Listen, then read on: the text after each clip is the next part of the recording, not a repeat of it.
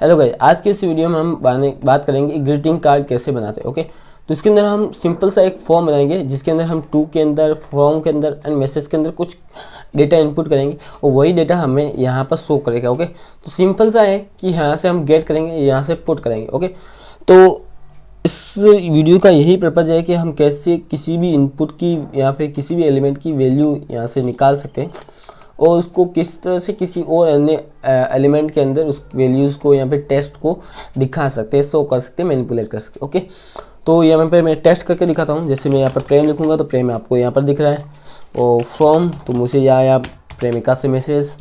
क्या मैसेज आया? I love you. Okay, तो ये मैसेज आया। तो जो भी मैं लिख रहा हूँ वो आपको यहाँ पर ऑन द स्पॉट दिख रहा है सारा चीज़। ओके, तो आई होप आपको ये चीज़ें समझ में आ रही होगी। इसके बाद हम यहाँ पर जैसे ही क्लिक करेंगे तो हमारे पास इमेज भी बैकग्राउंड में आ जाएगी। कोई भी इमेज सेलेक्ट करो वो आ जाएगी। हालांकि धुंधली है बट मैंने रैंडमली उठाई है, वो कहीं और से लोरम पिक्सल एक वेबसाइट है, रैंडम वहाँ से उठाई है। सो आप इसको एडजस्ट कर सकते हैं, मतलब आप अपने अकॉर्डिंग इमेज को यहाँ पर डाल सकते हो। ओके, इसके बाद जैसे मैं यहाँ पर प्लस पर क्लिक करूँगा, यहाँ पर देखिए मेरा आई लव यू बड़ा हो रहा है, एंड जैसे छोटा करूँगा तो छोटा हो रहा है। ओके, तो ये सारी चीज़ें हम इसी वीडियो में बनाना सीखेंगे। इसके लिए हम जावास्क्रिप्ट को सीखेंगे कि कौन कौन से फंक्शन यहाँ पर वर्क करें, किस तरह से हम इन चीज़ों को हम मैनिपुलेट कर सकते हैं। ओके, तो वीडियो एंड तक देखना, आपको काफ़ी सारी नई चीज़ें सीखने को मिलेगी, काफ़ी मज़ा आएगा। तो वीडियो चलते शुरू करते हैं। ओके,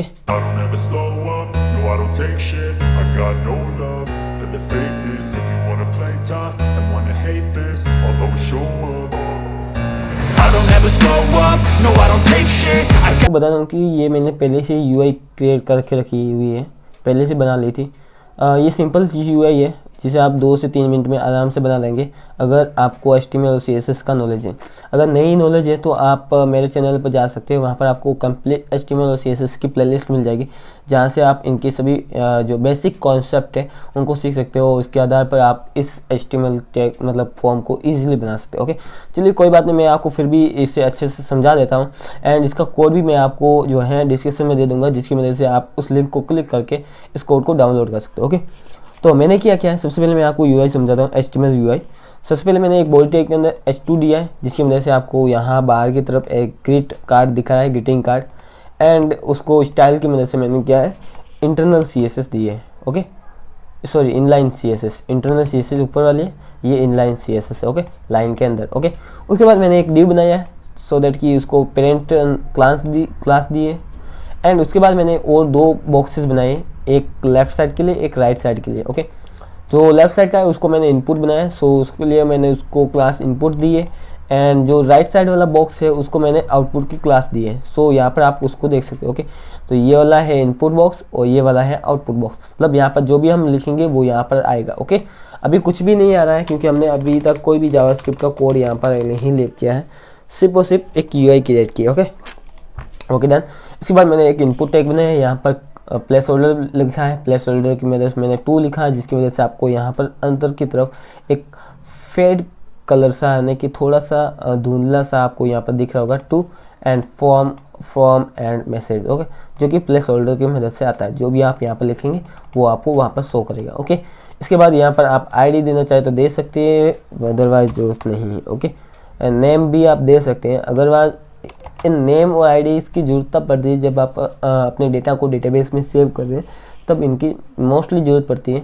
सो अभी हम इसके बारे में सीखने वाले नहीं हैं, लेकिन जब हम रिएक्ट की जो है सीरीज स्टार्ट करेंगे उस दौरान हम इन सब चीज़ों को अच्छे से और समझेंगे। ओके, तो अभी मैंने क्या किया है, 2 इनपुट को मैंने टाइप इज इक्वल टेक्स्ट रखा है, एंड जो थर्ड इनपुट है उसको मैंने टेक्स्ट एरिया दिया है, ताकि हम क्या करेंगे सकते इसके अंदर एक कंप्लीट पैराग्राफ यानी कि मैसेज भेज सके। ओके, तो इस तरह से हमारा एक इनपुट टैग हो गया। आउटपुट के अंदर मैंने 3 डिव्स बनाए हैं और इसके अंदर मैंने यहाँ पर तीनों डिव्स को मैंने आउटपुट बॉक्स की एक क्लास दी है, एंड उसके अंदर मैंने टू मैसेज एंड फ्रॉम ये जो है टेक्स्ट लिखा है, जो आपको यहाँ पर इस तरह से बोल्ड कलर में दिखाई दे रहा है। एंड इसके बीच में मैंने क्या किया है, स्पेन टैग लिखा है, सो दैट कि हम जो भी इस इनपुट के अंदर वैल्यूज़ मतलब जो भी कुछ लिखेंगे वो इस स्पेन टैग के अंदर डालेंगे। ओके, तो आई होप आपको यूआई अच्छे से समझ में आ गई होगी। चलिए अब मैं आपको इसकी कुछ बताने चाहूँ कि नहीं चाहूँ। ओके, आप आई होप मेरे हिसाब से आप इस चीज़ों को समझ जाएंगे कि इसके अंदर क्या हो रहा है। ओके, एक्चुअली इसकी CSS बिल्कुल हार्ड नहीं है। बॉडी में मैंने फॉन्ट फैमिली दी है, पेरेंट को मैंने फ्लेक्स दिया जिसकी वजह से दोनों बॉक्स एक ही लाइन में आ गए, गैप दिया है जिसकी वजह से आपको थोड़ा बहुत गैप दिख रहा होगा, मार्जिन ऑटो दिया है मतलब 0 और ऑटो दिया है जिसकी वजह से हमारा जो बॉक्स है वो पेरेंट बॉक्स वो सेंटर में आ गया। ओके, इसके बाद मैंने इनपुट को मैंने कुछ इस पास की CSS दी है। ओके, एंड इनपुट के इनपुट बॉक्स जो भी है उसको मैंने पैडिंग दी है, और इनपुट के अंदर जो टेक्स्ट एरिया है उसको मैंने ये कुछ padding, font families and height वगैरह कुछ दी है। ओके, आउटपुट को मैंने विड्थ 50% दी है, बॉर्डर वगैरह दी है एंड पैडिंग दी है, और फिर आउटपुट बॉक्स को भी कुछ मैंने मार्जिन वगैरह दे दिए। ओके, इसके बाद वो जो भी आउटपुट बॉक्स है उसके अंदर चाइल्ड को मैंने सेलेक्ट किया है ना कि मेरे पास क्या आ रहा है, ये कम्प्लीटली ऐसे अलग अलग क्लासेज आ रही है। अब इस क्लास में मैं इसको कैसे टारगेट करूँ, इसके लिए मैंने क्या किया, एंड चाइल्ड को यूज़ किया है जिसकी मदद से मैंने पहले वाले को टारगेट किया है, उसकी फॉन्ट वेट किया, वर्ड को बोल्ड किया है, मार्जिन लेफ्ट को 10 पिक्सल किया है। ओके, इसी तरह से मैंने एंड चाइल्ड सेकेंड को टारगेट किया है, उसके बाद मैंने उसको कुछ CSS दिए, एंड थर्ड को टारगेट किया है, इसके बाद उसको भी मैंने कुछ इस तरह से CSS दिए। ओके, जिसकी वजह से ये जो हमारा टेक्स्ट है वो आपको राइट साइड में दिख रहा होगा यहाँ पर। ओके, चलो UI समझ के ओके होंगे। चलिए अब हम आगे बढ़ते हैं। हम क्या करेंगे, इसके अंदर हम जावास्क्रिप्ट का कोड लिखेंगे। तो मैं आपको बहुत ही सिंपल मेथड बताने वाला हूँ, हालांकि उनके बारे में मैंने पहले बात कर चुका हूँ कि कैसे किसी इनपुट की वैल्यू को निकाला जाता है और कैसे किसी एक दूसरे इनपुट के अंदर वैल्यूज़ को पुट किया जाता है। ओके, तो बहुत ही बेसिक सा कॉन्सेप्ट है। हालांकि हम जो पिछली क्लासेस में पढ़े उन्हीं को हम रिकॉल करने वाले हैं, बस थोड़ा सा उनको हम ट्रिकी फॉर्मेट में समझने वाले। ओके, तो क्या करेंगे, हम सबसे पहले अलर्ट के साथ हम अलग अलग जगह पर इनको फिल करेंगे। ओके, इसके बाद मैं क्या करूँगा, यहाँ पर मैं कुछ लिखूँगा, सो दैट मैं क्या लिखूँ, कोई फंक्शन बनाना। ओके, तो मैं क्या करूँगा, ऑन की अप पर जैसे जैसे की अप होगी उसी के आधार पर हम एक फंक्शन क्रिएट करेंगे। सो मैं यहाँ पर डाटा फंक्शन बना लेता हूँ, एक डाटा फंक्शन बना लिया। ओके ओके ठीक है, डाटा फंक्शन हमने बना लिया, और इसके अंदर मैं क्या करूँगा, दिस कीवर्ड को जो है ट्रांसफ़र करूँगा। ओके, दिस कीवर्ड क्या करेगा, मुझे ये जो भी इनपुट है इस इनपुट का रेफरेंस मुझे यहाँ पर दिस कीवर्ड के अंदर ला के दे देगा। अगर आपने इसके बारे में नहीं जानते तो आपको यहाँ वीडियो डिस्क्रिप्शन में मिल जाएगा, जिसकी वजह से आप दिस कीवर्ड को अच्छे से समझ पाएंगे। ओके, तो हमने क्या किया, डेटा फंक्शंस को बनाया है, और ऑन की अप पर चलेगा, मतलब जैसे ही की दबाएंगे और उसको अप करेंगे उसी दौरान हमारा जो ये डेटा फंक्शन वर्क करेगा। ओके, तो चलिए अब हम क्या करेंगे, यहाँ पर हम उसी फंक्शन को क्रिएट कर लेते हैं। डेटा फंक्शन को क्रिएट किया और उसके अंदर जो हमारा दिस फंक्शन आ रहा है वो एलिमेंट को प्रेजेंट करने वाला है। सो हम यहाँ पर एक एलिमेंट की लिख लेते हैं। Okay, done. अब क्या करेंगे, हम लॉग करेंगे और देखेंगे कि एलिमेंट की में हमारे पास क्या क्या आ रहा है। ओके, तो रिफ्रेश करते हैं एंड इसको इंस्पेक्ट एलिमेंट करते हैं एंड अब आ जाता है कंसोल में। ओके, जैसे मैं यहाँ पर कुछ भी लिखूँगा, जैसे मैंने P लिखा। ओके, तो जैसे देखिए आपको यहाँ पर इनपुट आ चुका है, जो भी मैंने एलिमेंट दिस कीवर्ड से भेजा था वो इस कीवर्ड को ला रहा है। जैसे देखिए यहाँ पर प्लेस होल्डर में आपको 2 दिख रहा है। ओके, जो कि 2 था। अब मैं फ्रॉम वाले पर टैप करूँगा तो मैं डीप सेलेक्ट करता हूँ, तो यहाँ पर जैसे डीप टैप किया तो मुझे फ्रॉम वाला जो है वो इनपुट मिल गया। अब मैं मैसेज में अगर कुछ भी टाइप करता हूँ तो मुझे टेक्स्ट एरिया वाला वो जो है वो मिल जाएगा। अब मैं जितनी बार टाइप करूँगा वो उतनी बार वापस फंक्शन जो है कॉल होगा। ओके, रीज़न ये है कि ऑन की अप पर ये जो है फंक्शन कॉल होगा। ओके, तो आई होप आपको यहाँ तक तो अच्छे से समझ में आ गया होगा कि दिस कीवर्ड हमें जो है इस इनपुट का रेफरेंस ला के दे रहा है और ये फंक्शन हर बार कॉल कर रहा है जब तक हमारा की जो है अप होती जाएगी। ओके, ठीक है, तो यहाँ तक तो हम सबने क्लियर कर लिया। अब हम क्या करना है, इसका जो भी वैल्यू आती है दिस डॉट वैल्यू, उस वैल्यू को हमें गेट करना है। सो मैं क्या करूँगा, दिस डॉट वैल्यू लिखूँगा। इससे मुझे देखना होगा कि इसके अंदर जो भी वैल्यू लिख रहा हूँ मुझे मिल रही कि नहीं। ओके, मुझे सारी डेटा मिल रहा है। सो मैं यहाँ पर कुछ सही तरीके से लिखता हूँ, प्रेम मिल गया, जाटोल मिल गया, हेलो मिल गया। इट मीन्स सब कुछ डेटा जो है हमारे पास मिल रहा है, सारी वैल्यूज मिल रही है। ओके, तो इतना समझने के बाद अब क्या करेंगे, इस वैल्यू को क्या करेंगे, इन फील्ड्स के अंदर डालेंगे। ओके, तो कैसे कर सकते हैं, सबसे पहले मैं क्या करूँगा, यहाँ पर आ जाता हूँ, इनका एक वेरिएबल बना देता हूँ सो दैट कि मुझे ये जो है इनका जो है एक एरे मिल जाए। ओके, तो मैं क्या करूँगा, क्लास के मदद से इसको टारगेट करूँगा, इस स्पेन टैग को टारगेट करूँगा। सो दैट मैं क्या करूँगा, यहाँ पर एक वेरिएबल बनाऊँगा कि output field. Okay, output field बना दिया, document dot gate elements bye class name. Okay, class name की मदद से हम उसको टारगेट करेंगे, जो भी आउटपुट था मतलब क्लास थी, इसको हम टारगेट करके इसको यहाँ पर ला जाते हैं। ओके ठीक है, अब मैं क्या करूँगा, यहाँ पर लो करूँगा और एक बार दिखाऊंगा कि आपको आउटपुट के अंदर फील्ड के अंदर क्या मिल रहा है। ओके, तो जैसे मैं यहाँ पर रिफ्रेश करूँगा, यहाँ पर देखिए आपको एक कंप्लीट एक एरे मिलेगा। 0 इंडेक्स पे आपको ये वाला स्पेन मिलेगा, सेकंड वाले इंडेक्स पर आपको ये वाला, और थर्ड वाले इंडेक्स पर आपको ये वाला। नहीं दिख रहा तो दिखाता हूँ, यहाँ पर देखिए, तो जैसे देखिए हाईलाइट होता जा रहा है। ओके, 0 इंडेक्स पर 2 वाला, फर्स्ट इंडेक्स पर आपको मैसेज वाला, एंड थर्ड इंडेक्स पर आपको फ्रॉम वाला मिल रहा है। ओके ठीक है, कोई बात नहीं, समझ में आ गया।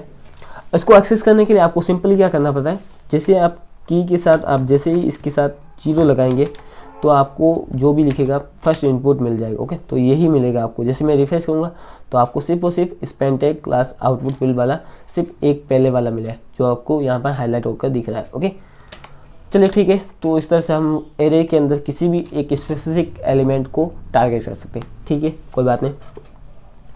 अब यहाँ पर क्या करेंगे, जिस इनपुट पर हम की प्रेस कर रहे हैं इसका कैसे पता लगेंगे, तो हम क्या करेंगे, दिस कीवर्ड के साथ हम क्या करेंगे, इसका एक नॉर्मली एक इंडेक्स भी सेंड करेंगे। सो मैं यहाँ पर क्या करूँगा, एक नॉर्मली इंडेक्स सेंड कर रहा हूँ। ओके, जैसे ही हम यहाँ पर 0, 1 और 2 भेजेंगे, जैसे मैं यहाँ पर एलिमेंट आ रहा है, यहाँ पर दिस कीवर्ड, इसके साथ मैं क्या करूँगा, इंडेक्स भी भेज रहा हूँ। तो इंडेक्स के अंदर मुझे क्या करेंगे, जो भी इंडेक्स में मैं टाइप करूँगा उसी इंडेक्स का मुझे जो है ये वाला इसका इंडेक्स जो है मिल जाएगा, जो मैंने यहाँ पर आउटपुट के रूप में भेज रहा हूँ इस फंक्शन को। ओके, तो मैं इसको भी मैं आपको कंसोल करके दिखा देता हूँ कि ये वर्क करे कि नहीं। सो मैं यहाँ पर इंडेक्स लिखूँगा।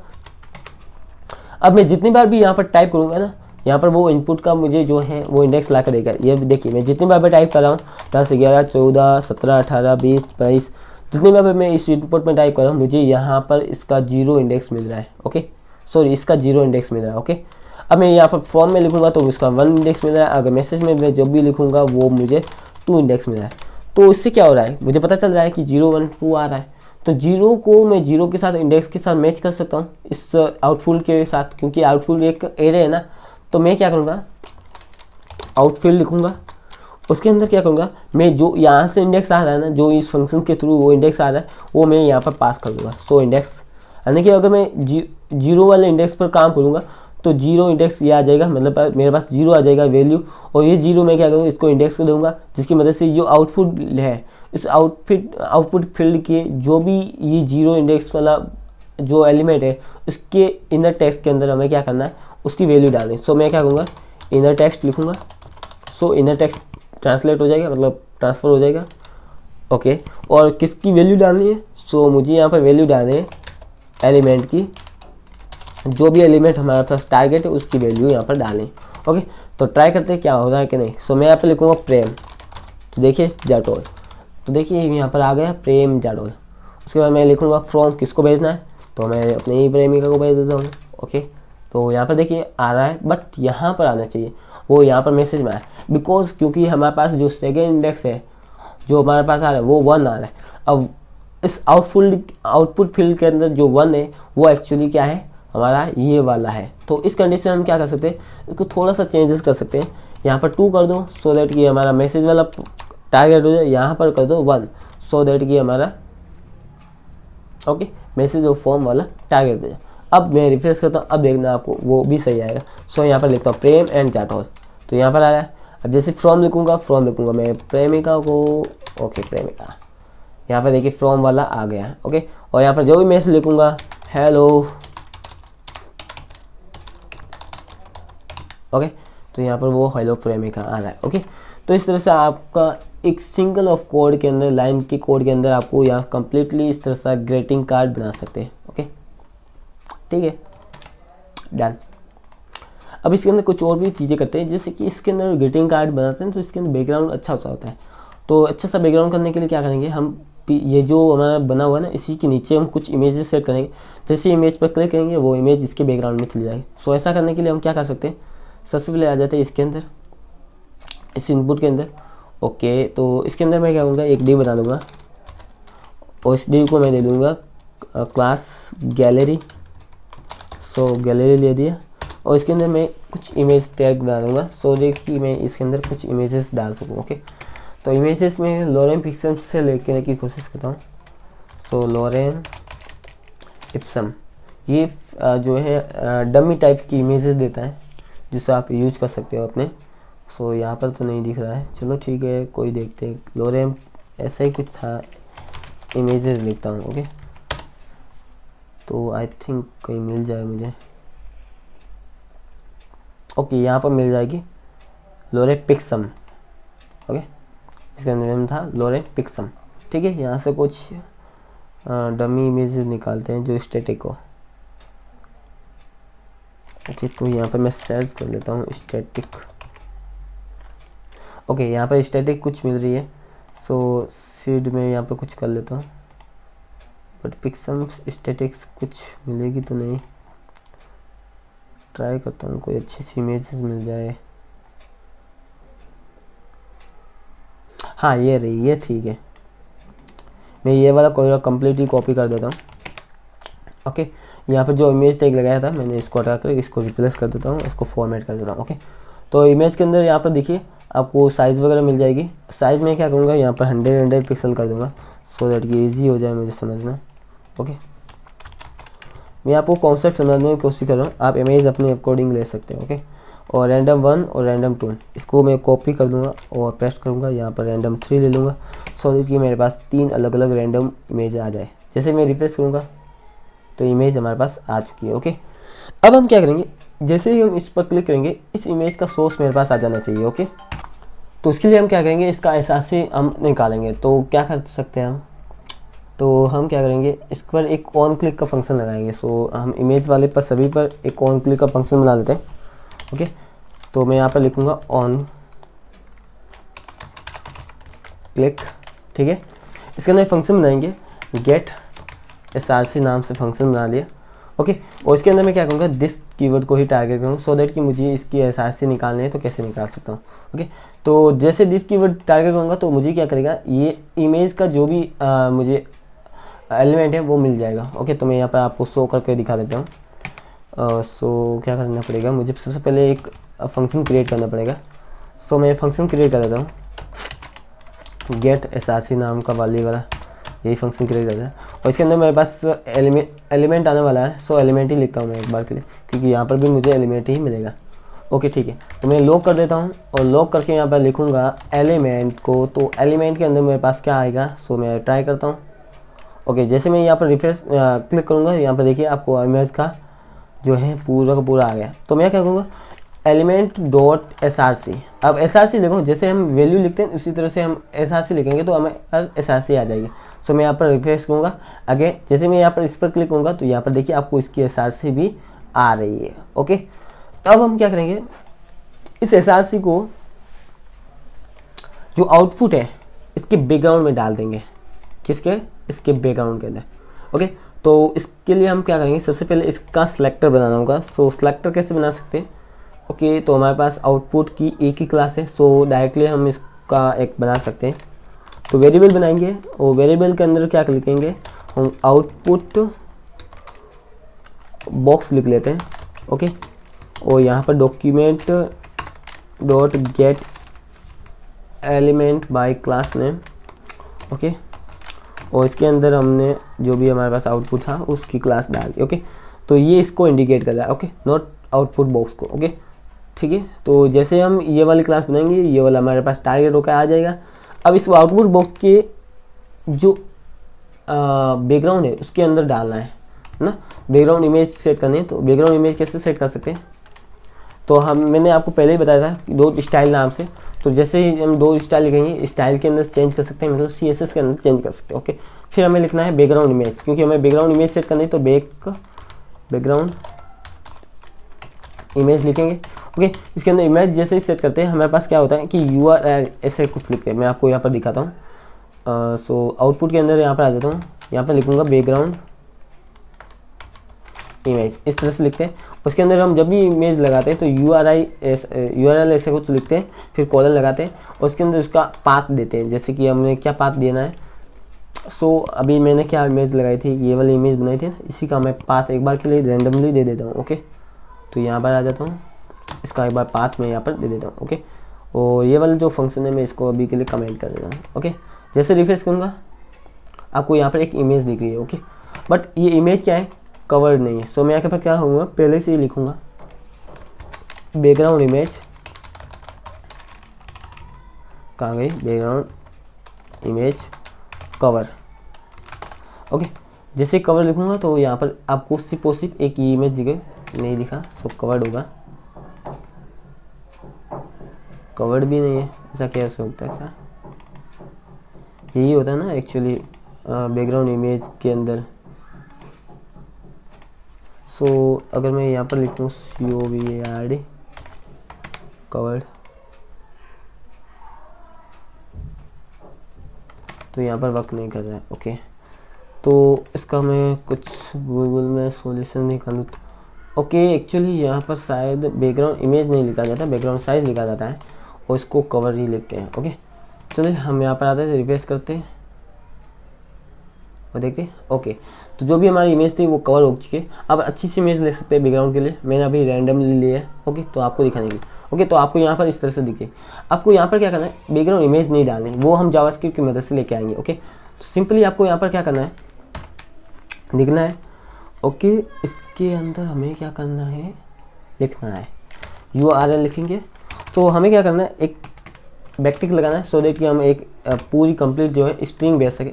स्ट्रिंग के अंदर हम जो साथ में जो है एक वेरिएबल भी भेज सके। ओके, तो हम यहाँ पर लिखेंगे URL, इस तरह से लिखना है। फिर डबल कोटेशन लिखेंगे, डबल कोट लगाने के बाद इसके अंदर हमें क्या करना है, SRC भेजनी है। तो हम क्या करेंगे, यहाँ पर डॉलर लिखेंगे और डॉलर के अंदर कर्ली ब्रैकेट। अब यहाँ पर हम क्या कर सकते हैं, एक वेरिएबल को पास कर सकते हैं, जो भी एलिमेंट आएगा वो इसके अंदर आ जाएगा और .src लगा के इसका SRC यहाँ पर सेट कर सकते हैं। ओके, जिसे अब मैं क्या करूँगा, रिफ्रेश करूँगा एंड अब मैं जैसे ही क्लिक करूँगा यहाँ पर देखिए इसका SRC यहाँ पर आ जानी चाहिए, बट यहाँ पर आई थिंक कुछ गड़बड़ हो रही है। तो इसकी जो प्रॉब्लम है ना एक्चुअली यहाँ पर है, क्योंकि आउटबॉक्स जो है ये क्लास को ले रहा है और क्लास जब भी हम लेते हैं तो इसका कंप्लीट हमें जो है एक पूरा का पूरा एरे मिलता है। तो यहाँ पर भी भले ही क्लास एक है बट उसका एरे तो मिलेगा ही ना, तो 0 इंडेक्स पर होगा। तो हम क्या करेंगे, यहाँ से पहले से ही हम 0 इंडेक्स को निकाल देंगे। सो यहाँ पर पहले से ही 0 इंडेक्स वाले क्लास को हम टारगेट करेंगे, मतलब पहली क्लास है उसी को टारगेट करना है, उसकी स्टाइल में बैकग्राउंड इमेज में, और ये वाले SRC पुट करनी है। ओके, बाकी सारा कोड सेम ही है, आप जैसा देख सकते हैं। ओके, चलो ट्राई करते हैं और देखते हैं कि इसका रिजल्ट क्या आता है। इसको रिफ्रेश करते हैं, हमारे पास कुछ इमेज आ जाएगी। जैसे क्लिक करूँगा यहाँ पर देखिए बैकग्राउंड में इमेज आ गई। इसमें अगर आप सेकंड पर क्लिक करेंगे तो वही भी आ जाएगी, थर्ड पर क्लिक करेंगे वो भी आ जाएगी। ओके, तो आई होप आपको यहाँ तक अच्छे से चीज़ें समझ में आ गई होगी। अब यहाँ पर आप और भी चीज़ें कर सकते हो, जैसे जो भी टेक्स्ट हम इसमें देख रहे हैं उस टेक्स्ट को आप बड़ा भी दिखा सकते हैं, फ़ॉन्ट साइज़ को बड़ा कर सकते हो। सो उसको कैसे कर सकते हैं, जैसे कि फ़ॉन्ट साइज़ किसमें हो रहा था, और यहाँ पर हो रहा था आउटपुट के अंदर जो भी टेक्स्ट आ रहा था वो इसी के अंदर आ रहा था। आउटपुट एक क्लास है। ओके, तो हम क्या कर सकते हैं, हम कुछ बटन बना सकते हैं, जस्ट लाइक जो हमने यहाँ पर गैलरी बनाया इसी तरह से एक और क्लास बना रहे थे बटन नाम से, बटन CLG। ओके, तो ये क्लास बन गई, इसके अंदर हम दो बटन बना रहे थे, एक प्लस का और दूसरा माइनस का। Okay, done. अब यहाँ पर आते हैं, रिप्लेस करते हैं अगेन, तो आपको दो बटन दिख रहे होंगे, ये रहा, एक बस और 2। ठीक है, ठीक है। तो इन दोनों पर क्लास एक फंक्शन क्रिएट करेंगे। सो दोनों पर एक फंक्शन बना देते हैं ऑन क्लिक नाम से। ठीक है, यहाँ पर लिख देते हैं on click function. On click function के अंदर हम बनाएंगे ओके सॉरी फॉन्ट इंक्रीज नाम से ऐसा कोई फंक्शन बना देते हैं, और इसको हम डिक्रीज करेंगे। सो डिक्रीज नाम से एक फंक्शन बनाते हैं, तो डिक्रीज। ओके, इस तरह से हमने दो फंक्शंस क्रिएट कर लिए। ओके, हम चाहे तो इसको एक फंक्शन एक ही क्रिएट कर सकते हैं, जिसके अंदर हम इसके अंदर कुछ पैरामीटर पास करके उसको भी हम देख सकते हैं। तो आप जैसे चाहो वैसा बना सकते हो। तो अगर आप चाहे तो इस तरह से एक फंक्शन नया फंक्शन बना करके काम कर सकते हो। ओके, तो मैं क्या करूँगा, इसका एक फंक्शन क्रिएट कर लूँगा एंड इसको एक फंक्शन बना देते हैं पहले, तो फंक्शन कीवर्ड लगा करके। Okay, done. अब क्या करेंगे, जैसे यहाँ पर आ रहा है फॉन्ट, जैसे इस पर क्लिक होगा हम क्या करेंगे, काउंट को इंक्रीज करेंगे। सो काउंट को इंक्रीज करेंगे तो काउंट हमारे पास क्या होगा, एक बार पहले से एक वेरिएबल बना देंगे, वेरिएबल, और वेरिएबल काउंट के अंदर हम क्या करेंगे, खाली एक एम्प्टी अनडिफाइंड जो है एक काउंट बना लेंगे। ओके, या फिर ऐसा करते हैं काउंट को हम 0 बना लेते हैं एक बार के लिए। ठीक है, 0 बना लिए काउंट। Okay done. अब हम क्या करेंगे, जैसे जैसे इस पर क्लिक होगा हम क्या करेंगे, काउंट को प्लस प्लस करेंगे। इसका मतलब ये हर बार ये फंक्शन जो है काउंट को बढ़ा देगा। ओके, तो मैं क्या करूँगा, यहाँ पर आ जाता हूँ एंड एक बार के लॉक करके दिखाता हूँ कि काउंट की अब कंडीशन क्या है। ओके, अगर मैं रिफ्रेश करूँगा, ओके यहाँ पर आ जाते हैं, इंस्पेक्ट करते हैं और इमेज थोड़ी देर बाद लोड इसलिए हो रही है क्योंकि हम यहाँ पर API फेच करवा रहे हैं इमेज की, जो कि इस वेबसाइट से इमेज लेके आ रहे हैं, इसलिए से थोड़ा सा लोड होने में टाइम लग रहा है। ओके, तो हम यहाँ पर जैसे जैसे क्लिक करूँगा, ये देखिए जितने भी हमारा काउंट है वो एक एक बढ़ता जाए, जितनी बार मैं क्लिक करूँगा एक एक बार बढ़ता जाए। ओके, तो अब हम क्या करेंगे, इसी को हम क्या करेंगे फ़ॉन्ट साइज में इंक्लूड कर देंगे। तो हमने क्या बनाया था, हम किसका फ़ॉन्ट साइज बनाना चाहते हैं, तो जितने भी हमारे क्लास आउटफील्ड है उस आउटफील्ड के अंदर जितनी भी क्लासेस है उनका फ़ॉन्ट साइज बढ़ाना चाहेंगे, मतलब एक ही बार क्लिक, या फिर ऐसा करते हैं फ़ॉन्ट साइज, चलो ठीक है आउटफील्ड जो सेकंड है इसी का हम एक बार क्लिक बनाएंगे। तो हमने यहाँ पर आउटफील्ड सेकंड का हमने बना रखा है, तो ठीक है इसी को हम टारगेट कर लेते हैं। ओके, इसका हम सेकंड टारगेट करने वाले हैं, तो इसके लिए हम 1 कीज लगाएंगे एंड फिर स्टाइल लगाएंगे और स्टाइल के लिखेंगे फ़ॉन्ट साइज़। ओके, तो इसी तरह से आपको लिखना है फ़ॉन्ट साइज़ लिखना है। अब फ़ॉन्ट साइज़ एक्चुअली हम जैसे नॉर्मली लिखते हैं ना, फ़ॉन्ट साइज़ कैसे लिखते हैं यहाँ पर देखिए, कहीं ना कहीं तो लिखी गई ना फ़ॉन्ट साइज़, मैंने एक्चुअली कहीं लिखी नहीं है, ये नहीं। ओके, तो मैं यहाँ पर दिखा देता हूँ फ़ॉन्ट साइज़, इस पर से लिखते हैं और फिर हम लिखते हैं 10 पिक्सल या 100 पिक्सल जो भी, तो इस तरह से हम फ़ॉन्ट साइज़ लिखते हैं। तो इसी तरह से हम फ़ॉन्ट साइज़ नीचे भी लिखेंगे, तो 100 पिक्सल जैसे यहाँ पर लिखते हैं ना। ओके, तो यहाँ पर लिखेंगे, तो हमारे पास जो भी है, जैसे कि मैं यह बैकटिक में लगाऊंगा या फिर आप ऐसे भी कर सकते हो, डायरेक्टली मैं लिख लेता हूँ, जैसे कि यहाँ पर मैं लिख लूँगा काउंट, मतलब कि जितना भी काउंट होगा वो यहाँ पर आ जाएगा। सो काउंट कितना है, मैं काउंट को स्टार्ट करूँगा 18 से, मतलब उसकी जो फ़ॉन्ट साइज है अप्रोक्स 18 तो होनी चाहिए, कितनी 18 पिक्सल। ओके, तो काउंट हो गया, तो काउंट कितना है 18 से अब जैसे क्लिक करूँगा फंक्शन पर 19 हो जाएगा, 19 यहाँ पर आ जाएगा बट पीछे पिक्सल नहीं, तो इसके लिए मैं क्या करूँगा कॉन्केनेट करूँगा और यहाँ पर लिख लूँगा स्ट्रिंग के अंदर पिक्सल। ओके, इस तरह से आपको लिखकर डालना है। Okay done. अब क्या करेंगे, अब देखते हैं, ट्राई करते हैं कि ये चलता है कि नहीं चलता। ओके डन, ठीक है। ओके, अब आते हैं यहाँ पर रिप्लेस करते हैं अगेन, और मैं जैसे यहाँ पर कुछ लिख लेता हूँ ताकि वो मैसेज में आपको दिख जाए। मैं यहाँ पर इसको नीचे ले लेता हूँ, इसको कैसे दिखा सकते हैं। ओके, ट्राई करते हैं।